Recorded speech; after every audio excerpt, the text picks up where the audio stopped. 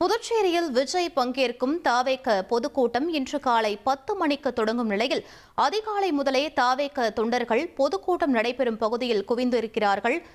மேலும் தொண்டர்களும் உள்ளே அனுமதிக்கப்பட்டு கொண்டிருக்கிறார்கள். மேலும் விவரங்களை எமது செய்தியாளர் தாயுமானவன் வழங்கிட கேட்கலாம்.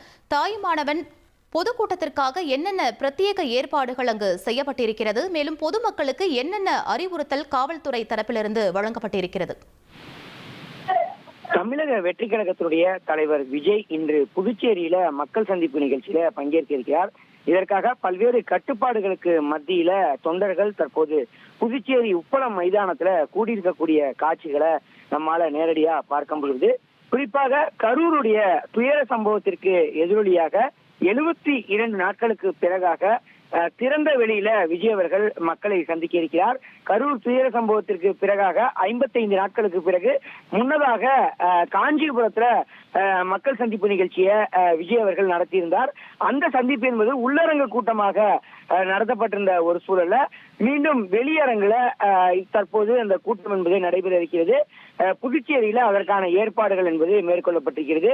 குறிப்பா பல்வேறு கட்டுப்பாடுகள் புதுச்சேரி மாநில காவல்துறை தரப்புல விதிக்கப்பட்டிருக்கக்கூடிய ஒரு சூழல்ல பல்வேறு கட்டுப்பாடுகளுக்கு மத்தியில தற்போது வெளியரங்குல இந்த கூட்டம் என்பது நடைபெற இருக்கிறது. புதுச்சேரி உப்பளம் மைதானத்துல இன்று காலை விஜய் அவர்கள் மக்கள் மத்தியில பேச இருக்கிறார்.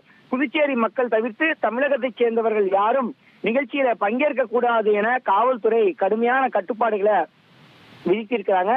நேற்றைய தினமே ஏராளமானோர் தமிழகத்தைச் சேர்ந்தவர்கள் புதுச்சேரிக்கு வருகை தந்ததாலாம் தகவல்கள் எல்லாம் வெளியாகி இருந்தது. இந்த ஒரு சூழல தான் புதுச்சேரி மாநிலத்தைச் சேர்ந்த 5000 பேருக்கு மட்டுமே மக்கள் சந்திப்பு நிகழ்ச்சியில பங்கேற்பதற்கு அனுமதி என்பது வழங்கப்பட்டிருக்கிறது.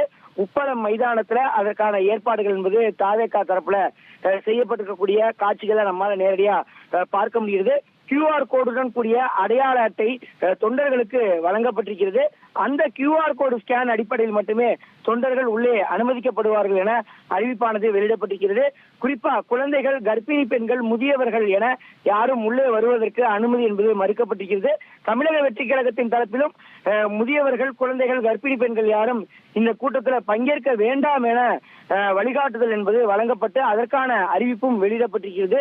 இந்த ஒரு சூழல் தான் மக்கள் சந்திப்பு நிகழ்ச்சி நடைபெறக்கூடிய உப்பளம் மைதானத்துல குடிநீர், கழிப்பிடம், மருத்துவம் உள்ளிட்ட வசதிகளை காவல்துறையினர் செய்திருக்கிறாங்க.